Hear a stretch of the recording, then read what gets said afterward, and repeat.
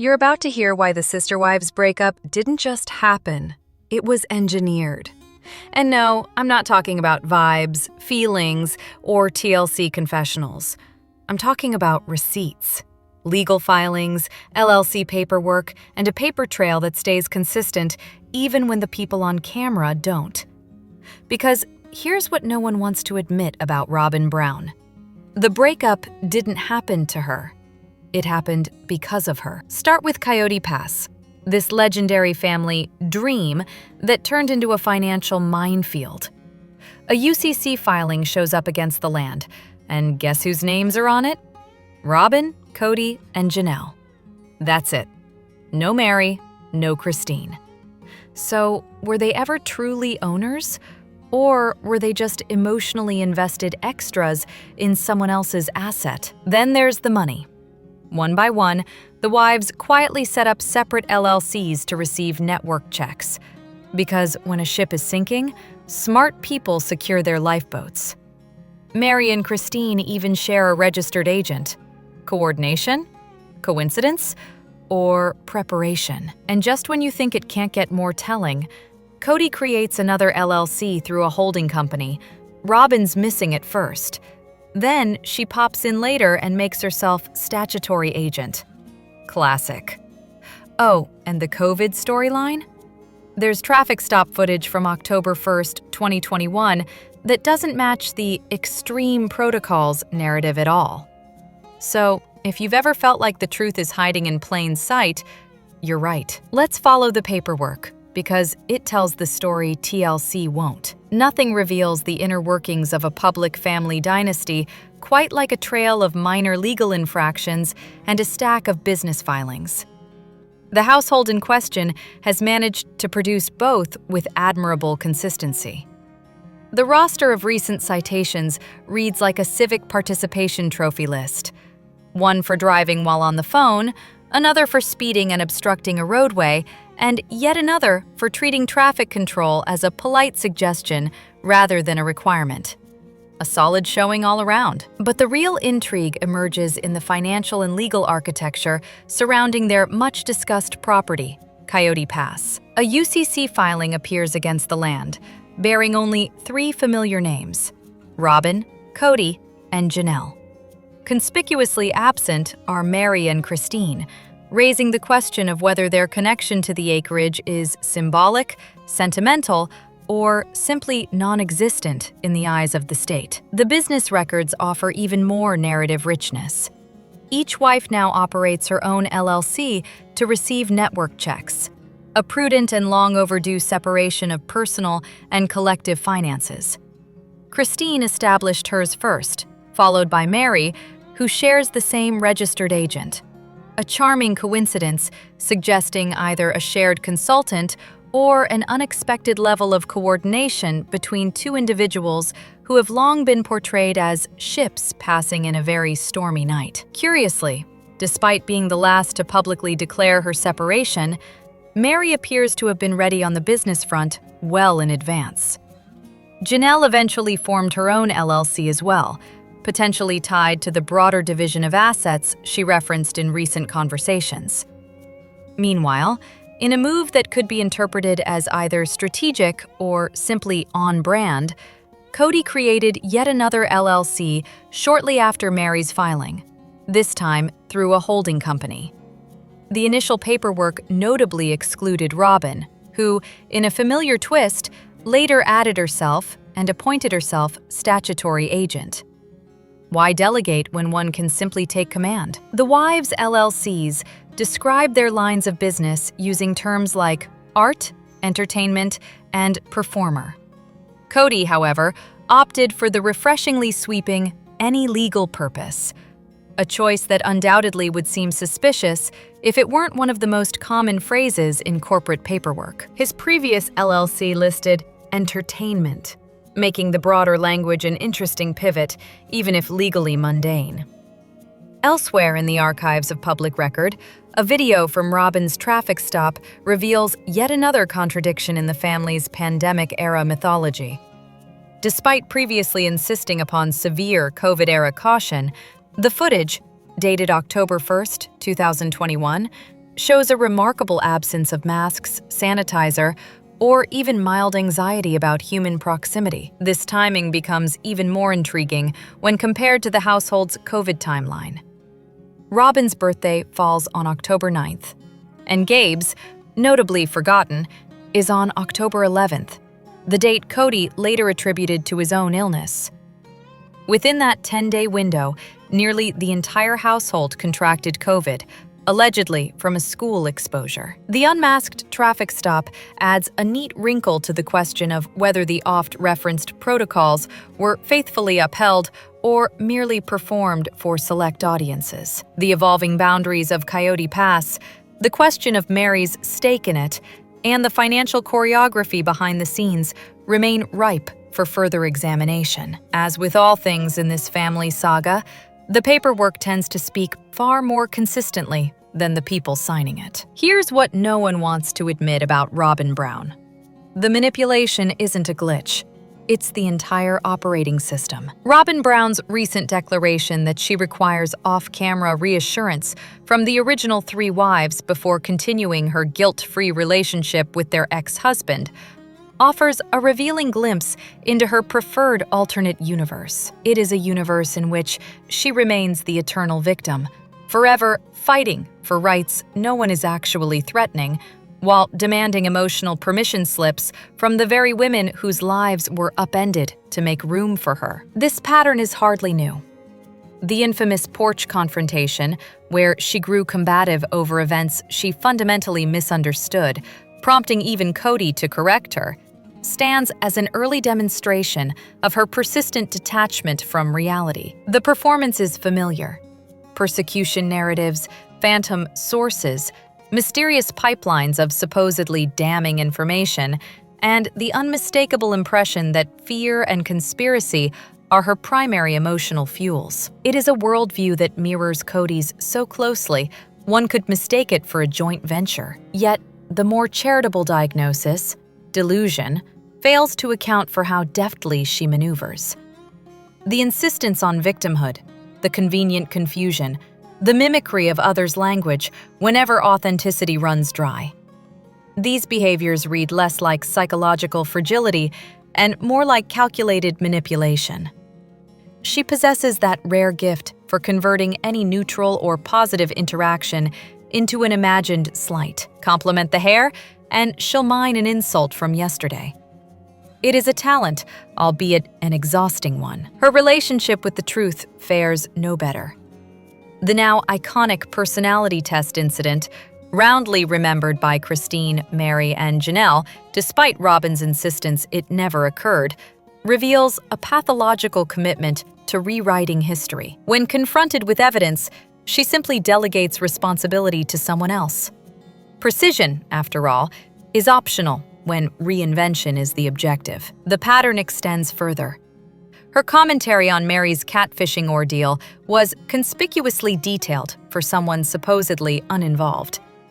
The convenient acquaintances who vouched for the fictional investor behind that equally fictional persona, coupled with reports that friends relayed Mary's private interactions directly to her, form a constellation of coincidences too tidy to ignore. Manipulation thrives in shadows, and she appears remarkably comfortable operating there. None of this bodes well for the children raised under such atmospheric suspicion. A household built on paranoia and projection teaches its young to assume deceit everywhere. It is a bleak inheritance. The most troubling element remains her delight, however swiftly concealed.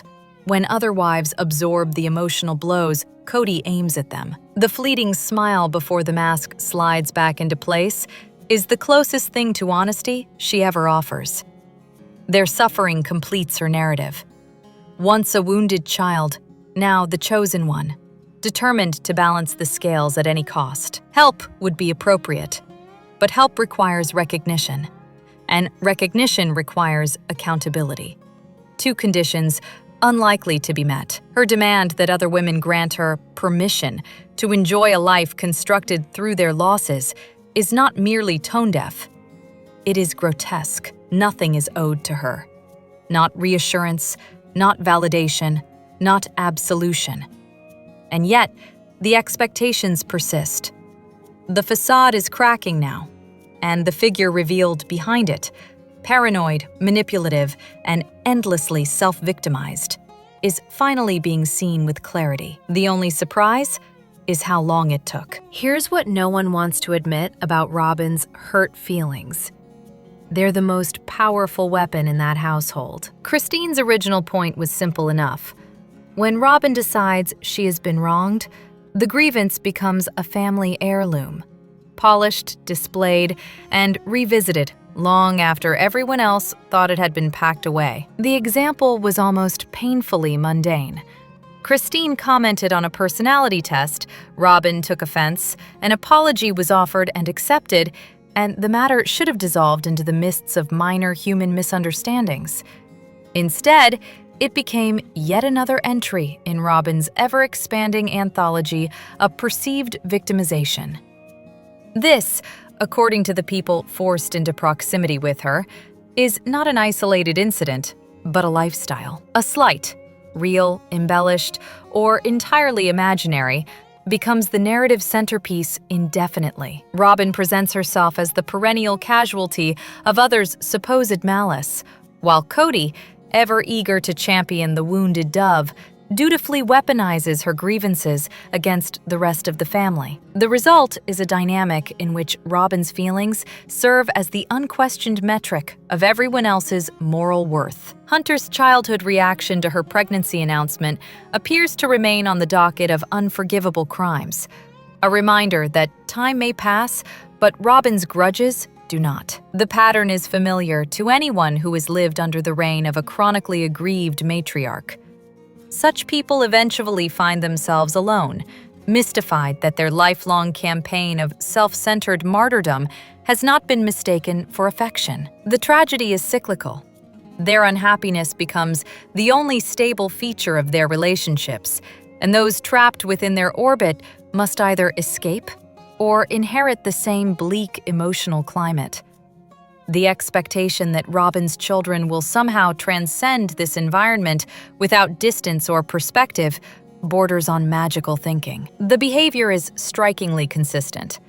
When Christine apologized after Saul's birth for her own moment of jealousy, an apology, incidentally, directed at Cody's behavior, not Robyn's, Robyn refused to release her grip on her grievances. Instead, she cycled through her greatest hits: eternal confusion, perpetual scapegoating, and the tear-streaked insistence that she had done absolutely nothing to warrant anyone's frustration. Even test results, the most benign conversation starter imaginable, became fodder for accusations as implausible as claiming Christine tampered with them on her behalf. Others have encountered similar retroactive reinterpretations. A calm conversation with Janelle about the financial consequences of a mansion purchase later resurfaced, via Cody, as an act of bullying. In this ecosystem, any dialogue with Robyn risks mutating into an offense, only to reappear months later with added dramatic flourish. Even the COVID era delivered its own specimen, a professed longing to see Hunter, paired with the accusation that he had failed to request entry into her kingdom. Motherhood by technicality, affection by bureaucratic form. The irony, of course, is that Christine's point about Robyn loving drama was instantly validated by Robyn's response. She created fresh drama to refute the notion that she creates drama. A tidy, self-proving loop. Given Cody's famously thin patience and even thinner empathy, one might expect him to eventually tire of the ritual lamentations.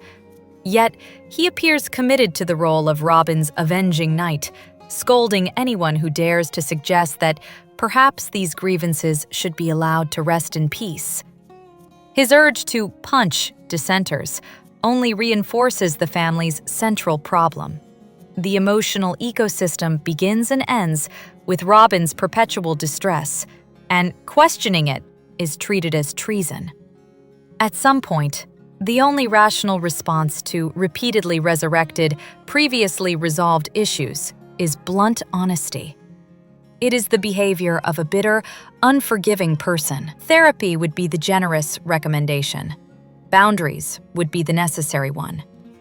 What should never be offered is the satisfaction of indulging grievances that have long since exceeded their expiration date. Here's what no one in that family wants to admit about why those kids don't remember their siblings. The perennial lament of, "My little kids don't remember their siblings," remains a masterclass in self-inflicted tragedy masquerading as victimhood. After all, whose responsibility is it to ensure children remember the people who share their blood? It certainly isn't the fault of the siblings who were quietly erased from the household narrative. The solution is not exactly elusive. Family photos exist. Phones display images with remarkable ease, and should the concept of digital memory be too avant-garde, there are entire platforms designed to share one's life with astonishing efficiency.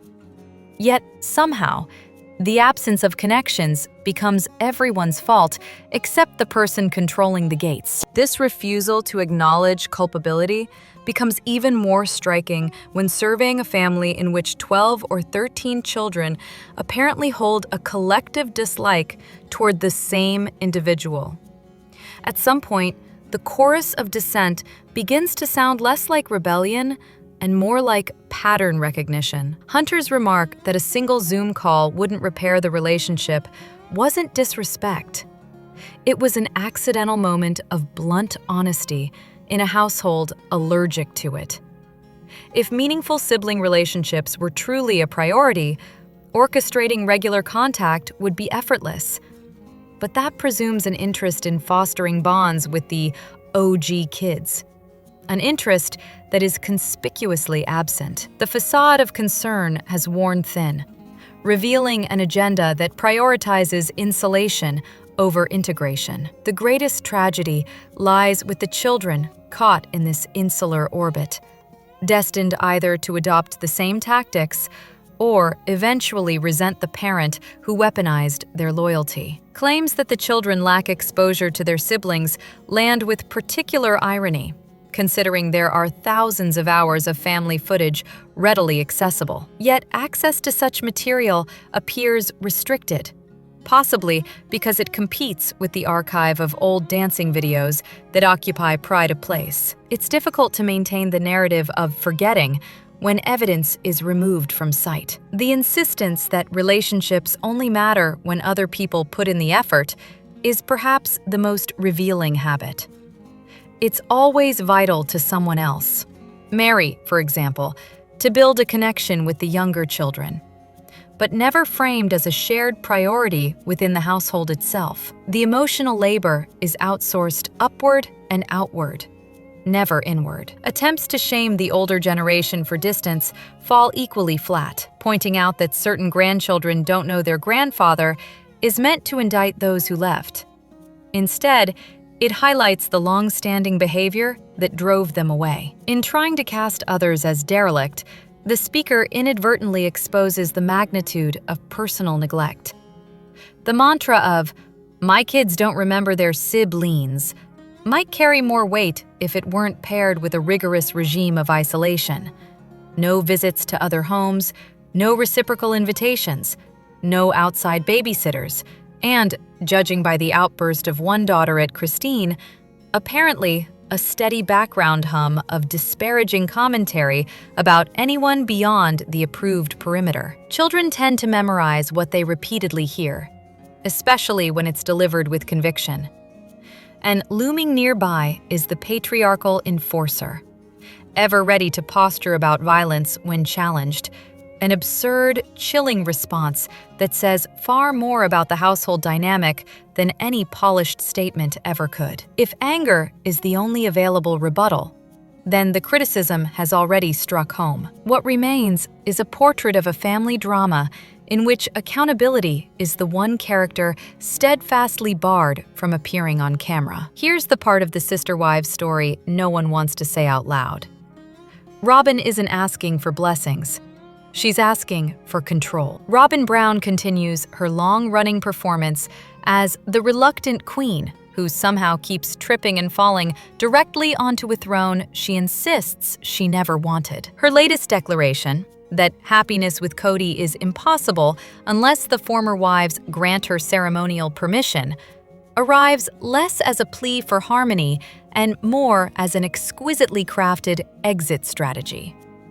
The shimmer of marrying a reality TV patriarch has evidently dulled, and the constant adoration of a man who treats her as the sun, moon, and governing deity appears to have lost its charm. Add in the temper, the theatrics, and the red pill dramatics, and the picture becomes even less romantic. One hardly needs a legal lens to notice her sudden fixation on keeping assets under her name alone. For someone who professes total devotion, she shows remarkable enthusiasm for building a personal safety net.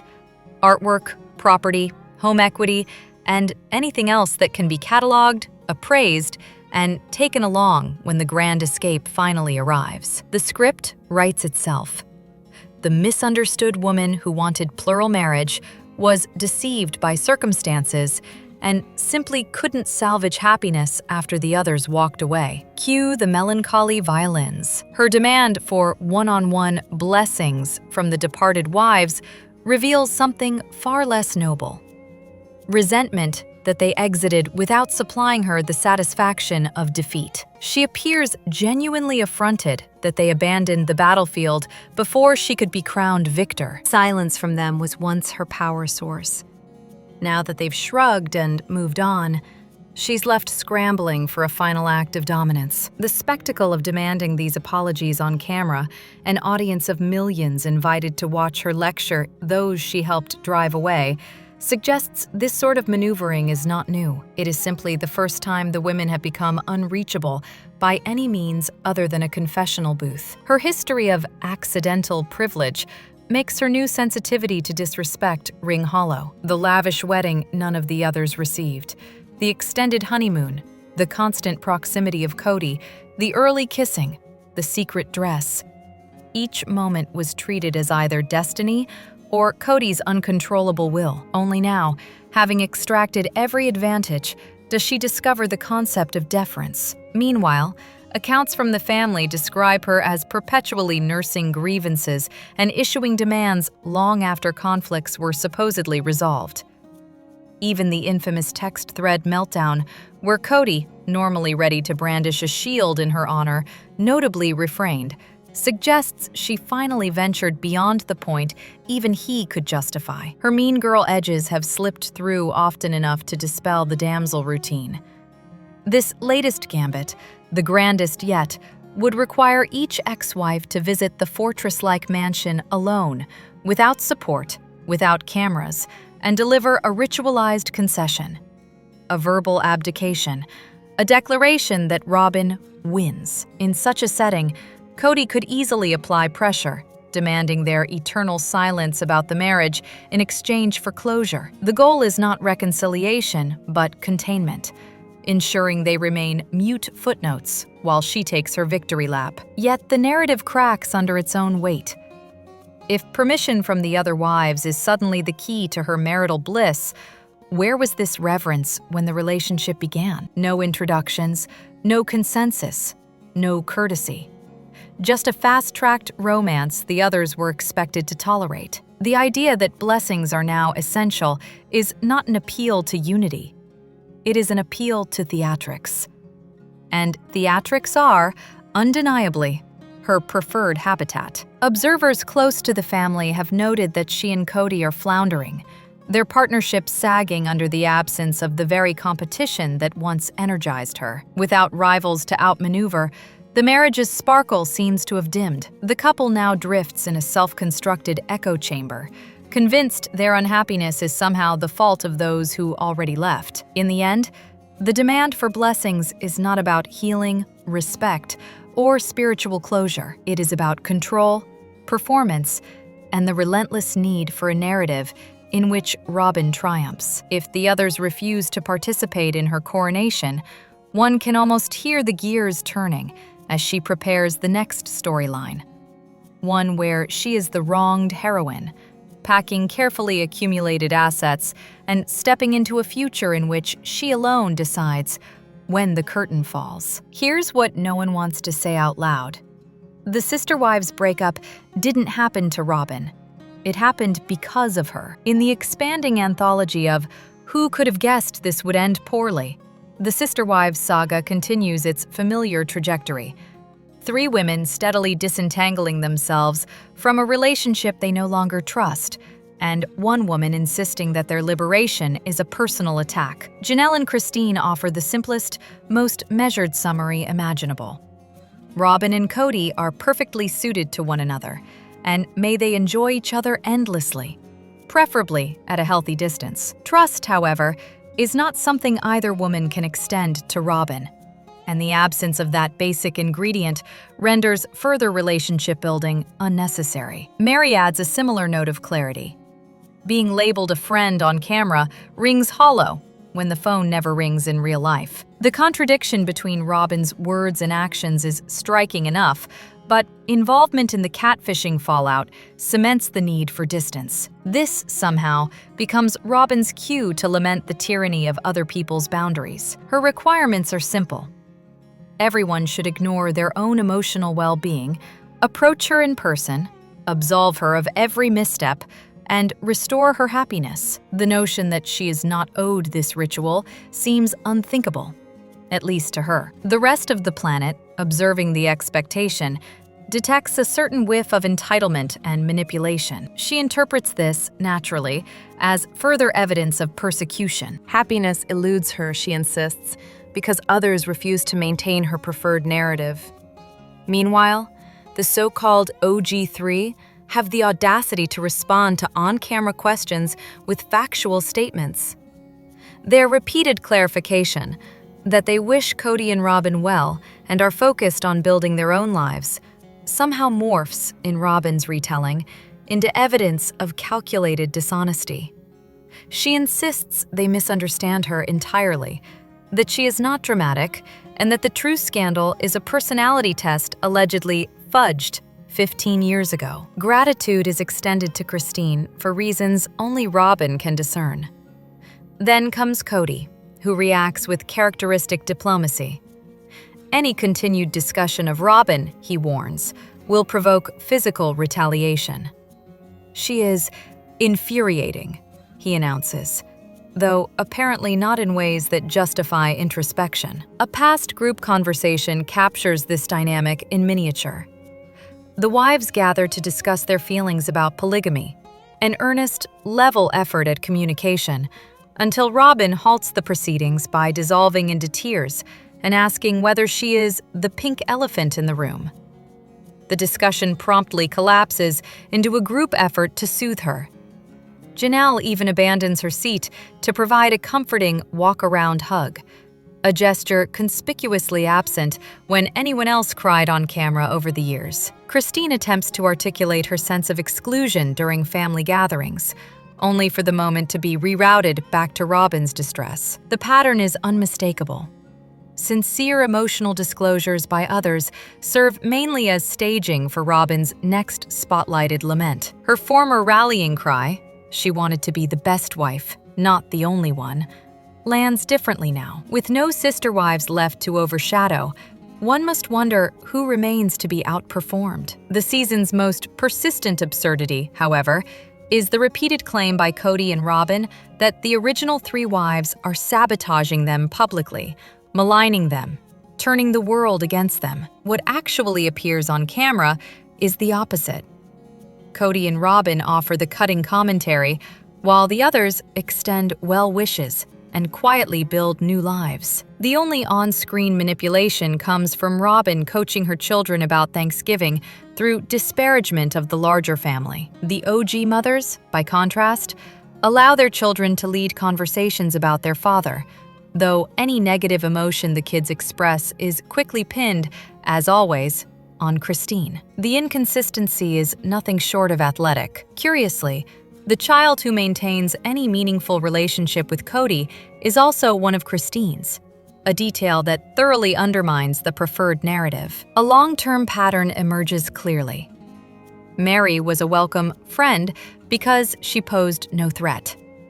Christine drew Robyn's suspicion immediately because she held the affection of the children and radiated a likability that could not be choreographed. There is little doubt she helped persuade Cody that he was no longer attracted to Christine. Janelle, possessing competence and independence, became a threat of a different sort, one neutralized by criticizing her spending, scrutinizing her children, and feeding Cody a steady stream of concerns designed to keep him aligned with Robyn's interests. My sister wife's closet, a venture Janelle openly disliked, became another wedge. Mary, meanwhile, was courted strategically, kept close for allegiance rather than affection. The result is a dynamic in which three women articulate their boundaries with remarkable calm, while one woman demands absolution and another threatens violence on her behalf. If this is the grand love story, the promotional materials may need revising.